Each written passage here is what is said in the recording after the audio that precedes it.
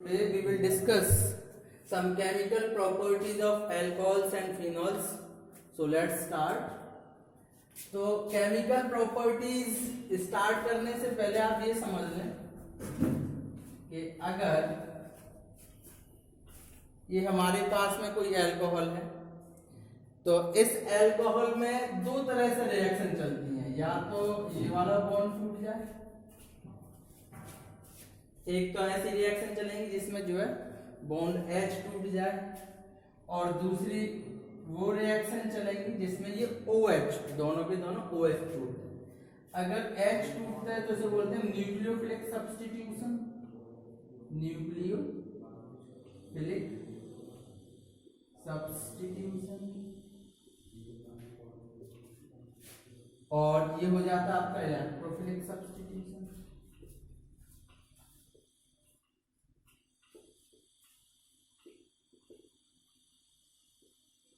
तो ये चीज याद रखें कि अल्कोहल और फिनॉल में दो तरह की ही रिएक्शन चलती हैं, वो जहां पर क्लीवेज ऑफ H बॉन्ड और वो रिएक्शन जिसमें क्लीवेज ऑफ OH बॉन्ड।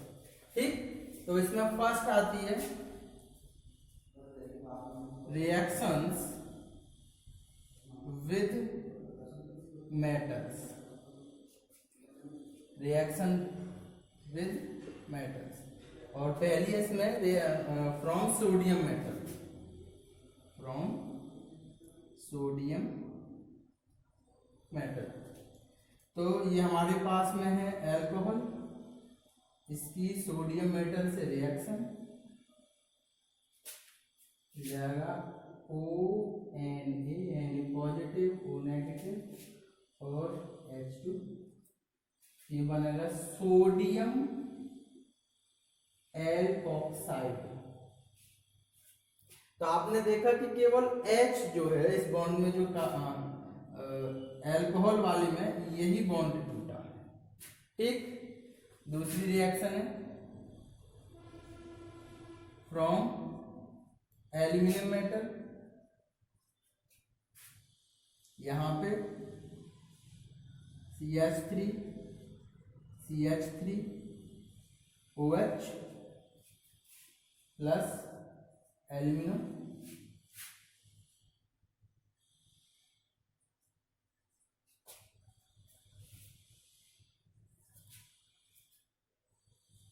और ये बनता है सेम ऊपर वाले रिएक्शंस की तरह O Al प्लस 3H2, यहाँ से ये हाइड्रोजन हमारे से रिलीज हो गई, ये यहाँ 6 आया। ठीक, इसे बोलते हैं aluminium tertiary butoxide, aluminium tertiary butoxide. ठीक, सेम यही रिएक्शन अगर सोडियम मेटल वाली हम फिनॉल से कराते हैं, नंबर 3,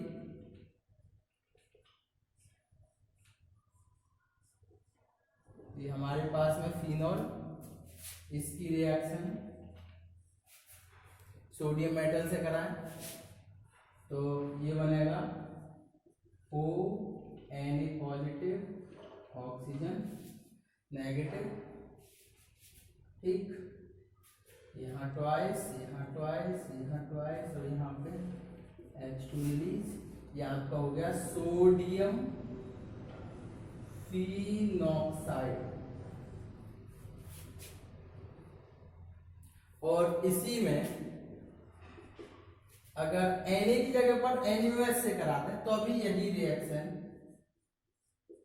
बनती है, ये OH, इसकी रिएक्शन NaOH से, तो वही सोडियम फिनॉक्साइड ही बनेगा,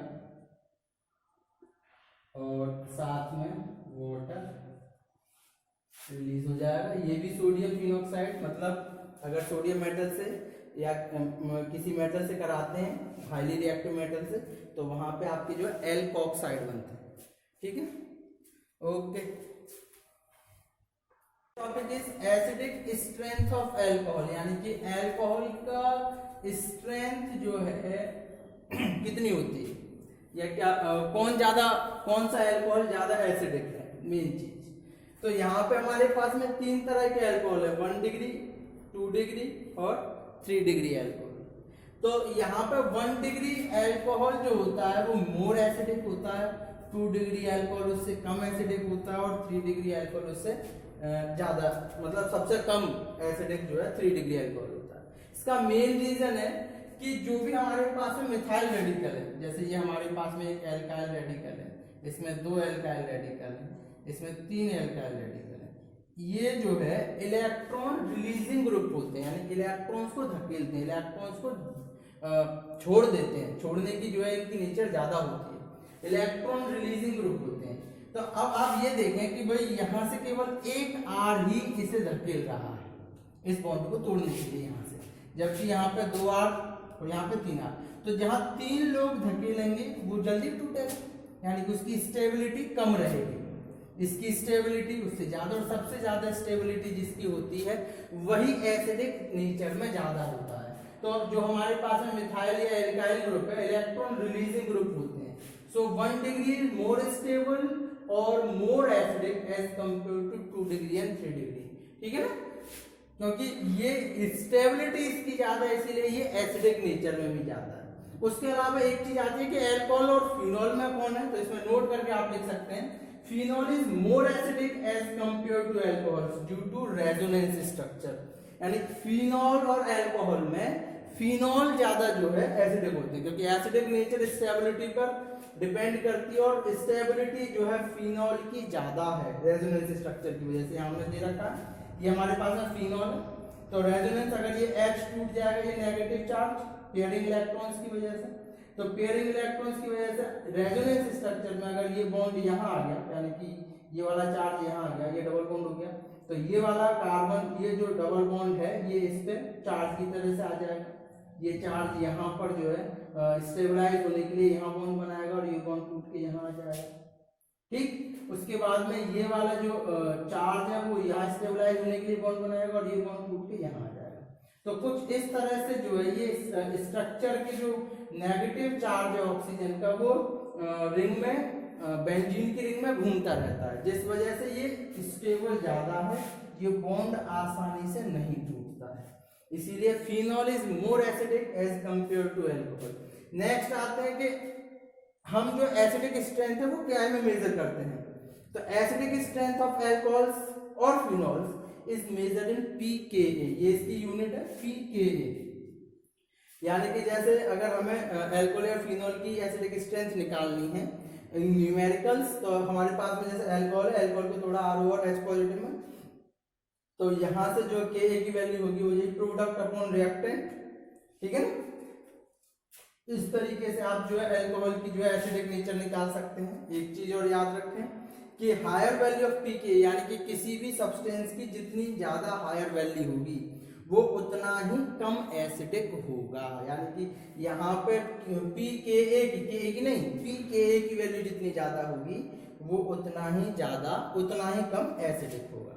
एस्टरिफिकेशन रिएक्शन, एस्टरिफिकेशन रिएक्शन यानी कि फॉर्मेशन ऑफ एस्टर। एस्टर्स के बारे में आपने 10th में भी पढ़ रखा है और 11th में भी पढ़ रखा है। तो एस्टरिफिकेशन 12th में जो है आपके कोर्स में 3 तरह से दे रखी है कि अगर आप अल्कोहल का एसिटिक एसिड से रिएक्शन करा दें तो एस्टर बनते हैं। जैसे ये हमारे पास में एक अल्कोहल है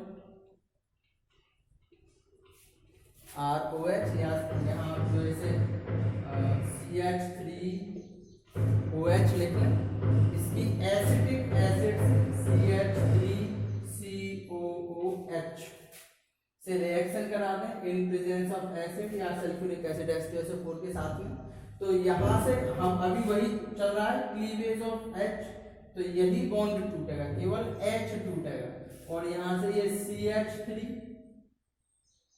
ये वाला जो O दे रखा है वो यहाँ आ जाएगा C double bond O single bond O CH3, ठीक है, यानी कि CH3 ये, उसके बाद में ये पूरा का पूरा CH3 और ये O वाला, और इसके साथ CH3 और A2, और बचा क्या हमारे पास में प्लस करके, यहाँ पे हमारे पास में रह गया ये H टूटा है, यहाँ से हमारे पास में CO, ठीक है, और CH3, तो ये H2 रह गया केवल। दूसरा है एल्कोहल प्लस एसिटिक एनहाइड्राइड। अब एल्कोहल तो वही हमारे पास में CH3OH, एसिटिक एनहाइड्राइड ये होता है CH3CO का होल ट्वाइस ऑफ O, वही सल्फ्यूरिक एसिड की प्रेजेंस में, H पॉजिटिव की प्रेजेंस में, H पॉजिटिव ऐसे एसिड माना जाता है, तो वही बॉन्ड यही टूटेगा ये वाला, और ये बनेगा आपका CH3C double bond O single bond O CH3, क्योंकि ये ट्वाइस है तो बनता है एसिटिक एसिड CH3COOH।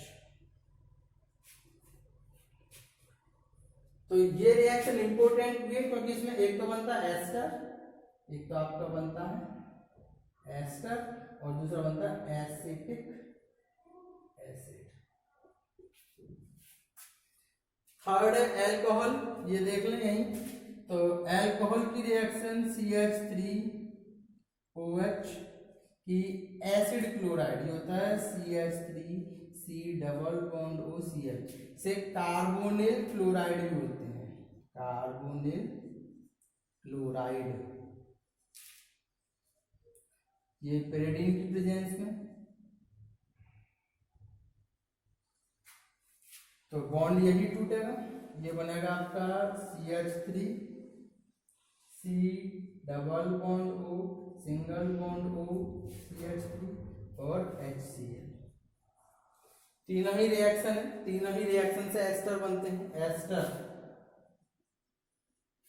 ठीक है।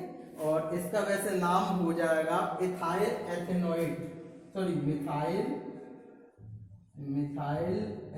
एथेनोएट, ठीक। आपको बॉन्ड वही तोड़ना H, और यहां से जब आप बॉन्ड S तोड़ेंगे तो यहां से COCH3 ये पूरा का पूरा COCH3 ये O यही रहेगा, CH3C और ये OH और HH2। सेम वही कहानी कि यहाँ से आपके ये जब O2 यहाँ से बॉन्ड जब H टूटेगा तो ये COCH3 पूरा लगेगा। सेम वही कि अगर यहाँ से H टूटेगा तो CH3CO ही जुड़ेगा, यहाँ से एक तो O इसका रहेगा ही रहेगा ये वाला, और ये वाला C डबल बॉन्ड और CH3, ठीक। गुड करें। नेक्स्ट रिएक्शन है reaction number third, acetylation reaction. ये एसिटाइल कंपाउंड है CH3C डबल बॉन्ड O, और कुछ नहीं केवल। तो अगर हमारे पास में इस रिएक्शन में ये इंपॉर्टेंट रिएक्शन भी है, ये हमारे पास बेंजीन कंपाउंड COH और OH, इसे बोलते हैं सैलिसिलिक एसिड, सैलिसिलिक एसिड। इसकी एसिटिक एनहाइड्राइड से, जो इससे पिछली वाली रिएक्शन में भी गई है, एसिटिक एनहाइड्राइड से CH3C डबल बॉन्ड O का whole twice of O, acetic anhydride से इसकी रिएक्शन कराएं तो ये बनता है C डबल बॉन्ड O, वही है बॉन्ड हमें यही, क्योंकि अभी वही चल रहा है, यही वाला बॉन्ड तोड़ना है O, और ये पूरा C double bond O CH3, बचा एसिटिक एसिड CH3 COOH। इसे हम बोलते हैं acylated salicylic acid,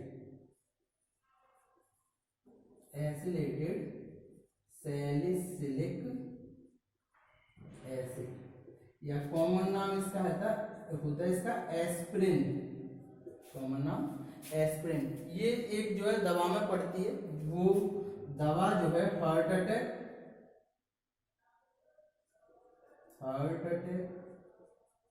pain killer, fever, इस तरह की जो है बीमारियों में ये दवा दी जाती है। एस्प्रिन की आपने डिस्प्रिन नाम से भी गोली आती है, ठीक है ना। तो सैलिसिलिक एसिड की एसिटिक एनहाइड्राइड से रिएक्शन, तो हमें बनता है एसिलेटेड सैलिसिलिक एसिड। ठीक, इसे नोट करें। नेक्स्ट आता है reaction involving cleavage of OH।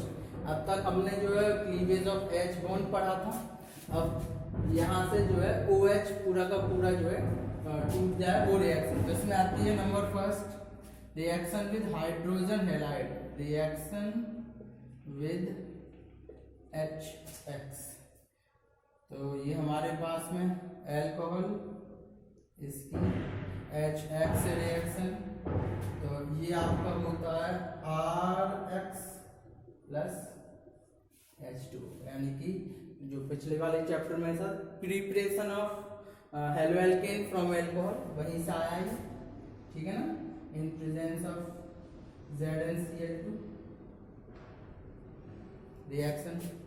उसके बाद एक इम्पोर्टेंट आती है रिएक्शन जो है वो है आपकी लुकास रेजन टेस्ट।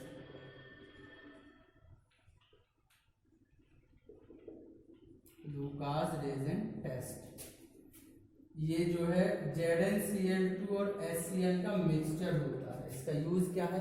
इसका यूज है कि अगर हमारे पास में कोई सैंपल दे रखा है जिसमें हमें आइडेंटिफाई करना है 1 डिग्री 2 डिग्री या 3 डिग्री एल्कोहल, तो उसके लिए हम लुकास रेजन टेस्ट यूज करते हैं। जैसे अगर हमारे पास में 1 डिग्री एल्कोहल है,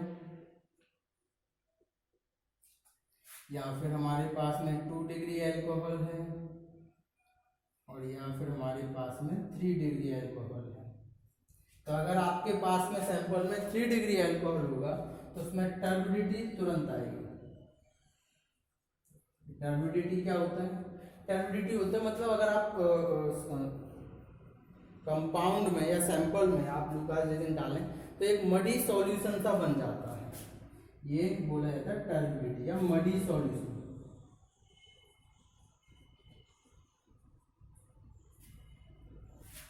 और अगर 2 डिग्री एल्कोहल होगा तो लेट टर्बिडिटी, लगभग 5 मिनट हो जाएंगे, उसके बाद तुरंत नहीं आएगी, तुरंत टर्बिडिटी नहीं आएगी।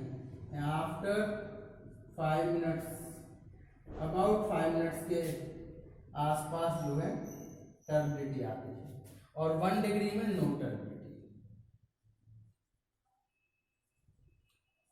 इसे जब आप हीट करोगे तभी टर्बिडिटी मिलेगी, हीट देन टर्बिडिटी।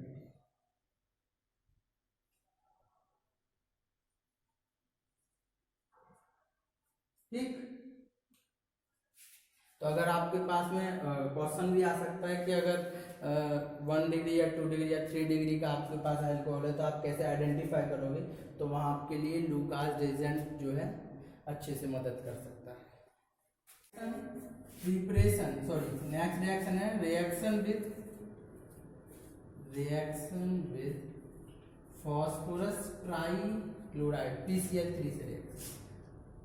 ठीक, तो ये हमारे पास में एल्कोहल, इसकी रिएक्शन PCl3 के साथ में, वही हेलोएल्केन बनेगा और बनेगा H3PO3 phosphorous acid, phosphorus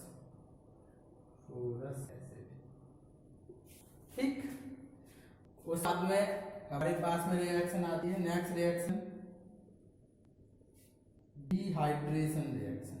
dehydration जिस रिएक्शन जिसमें से मॉलिक्यूल जो है हट जाए। डिहाइड्रेशन रिएक्शन में पढ़ रखी है, बहुत सिंपल सी रिएक्शन है, CH3OH। अगर आपका 1 डिग्री एल्कोहल है तो इसकी कंसंट्रेटेड H2SO4 में क्या करना है, गर्म करना है। कंसंट्रेटेड H2SO4 के साथ गर्म करेंगे, हमारे पास में इथाइल अल्कोहल CH3CH2OH, तो यहाँ OH और यहाँ H ये हट जाएंगे और ये बन जाएगा एल्कीन या एथीन, और वाटर मॉलिक्यूल अलग। ठीक, अगर हमारे पास में 2 डिग्री एल्कोहल है, यहाँ पे CH3 यहाँ H और यहाँ पे OH, तो इस पे आपको 85% H3PO4, यहाँ पर फॉस्फोरिक है, यहाँ फॉस्फोरस, सॉरी ये फॉस्फोरस है, ये फॉस्फोरिक एसिड के साथ में आप इसे गर्म करें तो ये OH हटा दें, ये वाला जो है OH हटा दें और कहीं इससे या इससे एक H हटा दें तो ये आपका मिलेगा CH3 C double bond CH2, यहाँ H प्लस के H2, यानी कि यहाँ से OH हटा दिया और यहाँ से हमने H हटा दिया। उसके बाद में एक थर्ड और है, अगर ये इसमें जो होते हैं हमारे पास में 3 डिग्री अल्कोहल, यहाँ CH3, यहाँ CH3, यहाँ CH3 और यहाँ पर OH, इसमें जो हमारे पास में 15% 85 की जगह 15% H3PO4 के साथ फॉस्फोरिक एसिड के साथ गर्म करते हैं, वही यहाँ से OH और इन तीनों में से किसी से भी एक H हटा दें, वाटर मॉलिक्यूल अलग कर दें क्योंकि डिहाइड्रेशन है। तो ये CH3C ऊपर से मैंने हटा दिया एक H, तो ये CH2 और नीचे CH3, ठीक है। नेमिंग आप अपने IUPAC के अकॉर्डिंग दे सकते हैं। तो ये आपकी थी डिहाइड्रेशन रिएक्शन, इसका मैकेनिज्म भी है उसे भी कराएंगे।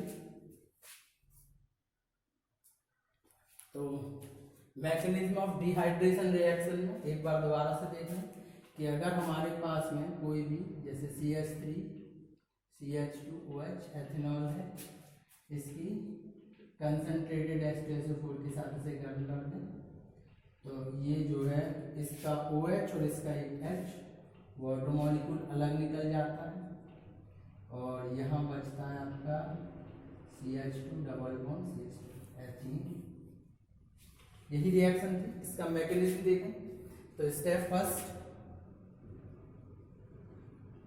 Protonation of alcohol, protonation of alcohol means to say कि ये एसिड जो है ये अपना एक प्रोटोन इस अल्कोहल को दे देता है, यहाँ H पॉजिटिव चार्ज जो है इस पे आ जाता है। ये हमारे पास में अल्कोहल, ये सल्फ्यूरिक एसिड का एक H पॉजिटिव चार्ज, ये रिएक्शन बहुत तेजी से होती है।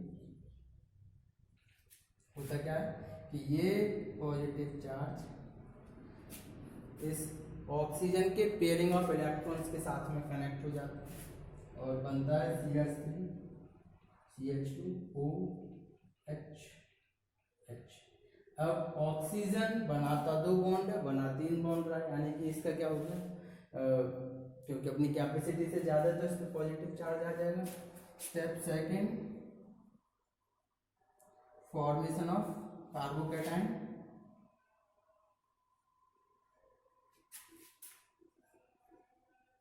Carbocation ion. तो जो हमारे पास में यहाँ मॉलिक्यूल था CH3 CH2OH और H, ठीक, ये पूरा का पूरा जो है वाटर मॉलिक्यूल जो है यहाँ से अलग हो जाएगा, टूट जाएगा। ये रिएक्शन स्लो होती और हमारे पास बनता है CH3CHH, ये वाले H और पॉजिटिव चार्ज, क्योंकि वो पॉजिटिव चार्ज जो यहाँ पे था तो ये इसके पेयरिंग इलेक्ट्रॉन्स लेके वाटर मॉलिक्यूल क्या हो जाता है, अलग हो जाता है। वाटर मॉलिक्यूल यहाँ से टूट जाएगा और ये पॉजिटिव चार्ज इस कार्बन पे आ जाएगा, ठीक। ये आपका बन गया कार्बोकैटायन या कार्बोनियम आयन भी बोलते हैं। Step third, deprotonation. इसमें ये वाला जो कार्बन है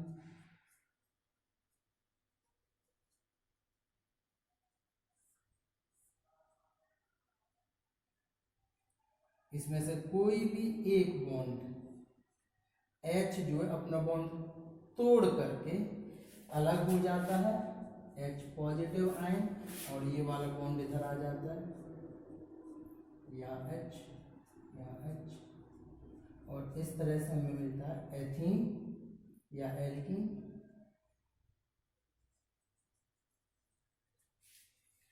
ठीक, तो सबसे पहले सल्फ्यूरिक एसिड के H पॉजिटिव चार्ज ने अल्कोहल के जो है पेयरिंग इलेक्ट्रॉन्स पर अटैक करके प्रोटोनेटेड किया अल्कोहल को। उसके बाद में वो प्रोटोनेटेड अल्कोहल में से वाटर मॉलिक्यूल अलग हो गया और कार्बोकैटायन बना। और उसके बाद कार्बोकैटायन, क्योंकि ये स्टेबल नहीं होता, अगर किसी भी कंपाउंड पर चार्ज है तो वो स्टेबल नहीं माना जाता, स्टेबल नहीं माना जाता। स्टेबिलिटी के लिए वो अपना एक H पॉजिटिव रिलीज हो जाता है और ये आपको बनता है एथीन। ठीक, नेक्स्ट रिएक्शन आपकी आती है ऑक्सीडेशन रिएक्शन। ऑक्सीडेशन रिएक्शन, तो ये ध्यान रखें कि अगर अल्कोहल का हम ऑक्सीडेशन करते हैं, अगर अल्कोहल का ऑक्सीडेशन करें तो बनता है एल्डिहाइड। ये हमारे पास में है अल्कोहल, अल्कोहल का ऑक्सीडेशन करें तो बनता है एल्डिहाइड। और अगर एल्डिहाइड का ऑक्सीडेशन करते हैं तो हमें मिलता है कार्बोक्सिलिक एसिड। लेकिन अगर आपको डायरेक्ट अल्कोहल से कार्बोक्सिलिक एसिड में कन्वर्ट करना हो तो आपको स्ट्रॉन्ग ऑक्सीडाइजिंग एजेंट यूज करना पड़ता है, acidic KMnO4, acidic potassium permanganate. ठीक है ना, strong oxidising agent, strong oxidising agent. तो इसी से रिलेटेड रिएक्शंस हैं कि अगर हमारे पास में 1 डिग्री अल्कोहल है तो आप ऑक्सीडाइजिंग एजेंट TCC या फिर CrO3 कोई भी आप यूज कर सकते हैं। PCC pyridine chlorochromate, pyridine PYRIDIN, pyridine chlorochromate. तो अगर आपने 1 डिग्री अल्कोहल यूज किया है तो आपको मिलेगा एल्डिहाइड। ठीक, अगर आप 2 डिग्री अल्कोहल यूज कर रहे हैं और आप उसका ऑक्सीडाइजिंग एजेंट मतलब उसका ऑक्सीडेशन करते हैं तो PCC या CrO3 जो आप चाहें वो आप, ये होता है क्रोमियम ट्राईऑक्साइड, तो यहां से बनते हैं कीटोन। ये चीज ध्यान रखें कि अगर 1 डिग्री अल्कोहल का ऑक्सीडेशन करते हैं तो बनते हैं एल्डिहाइड, और अगर 2 डिग्री अल्कोहल का ऑक्सीडेशन करते हैं तो बनते हैं कीटोन। और अगर 3 डिग्री अल्कोहल का ऑक्सीडेशन करते हैं, 3 डिग्री अल्कोहल का ऑक्सीडेशन करते हैं तो नॉर्मली ऑक्सीडेशन नहीं होता है। और अगर आप स्ट्रॉन्ग ऑक्सीडाइजिंग एजेंट यूज करते हैं, अगर स्ट्रॉन्ग ऑक्सीडाइजिंग एजेंट यूज कर रहे हैं तो कम नंबर के जो है एसिटिक एसिड बन जाते हैं, एसिटिक एसिड। ठीक, इसी से रिलेटेड जो है एक और है, इसी से ही रिलेटेड ऑक्सीडेशन रिएक्शन में कॉपर से रिएक्शन। अगर आप कॉपर पाउडर से रिएक्शन करते हैं तो वही रिएक्शन अगर हमारे पास में 1 डिग्री अल्कोहल है कि कॉपर आयन से रिएक्शन कराएं, कॉपर के साथ में 573 केल्विन टेम्परेचर, 1 डिग्री अल्कोहल, तो वही एल्डिहाइड बनेगा।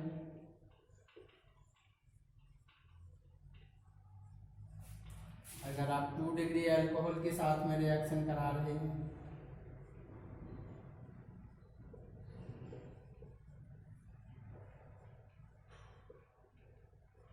तो ये आपको कीटोन मिलेंगे। और अगर आप 3 डिग्री अल्कोहल के साथ में रिएक्शन करा रहे हैं कॉपर आयन के साथ में तो ये जो है एल्कीन बन जाता है, डिहाइड्रेशन रिएक्शन जो ऊपर थी, यहाँ RC और H2, ये एल्कीन बन जाता है। ठीक है ना, तो ये आपका जो है chemical properties of alcohols complete है। इसके बाद आगे चलेंगे केमिकल प्रॉपर्टीज ऑफ फिनॉल्स पर।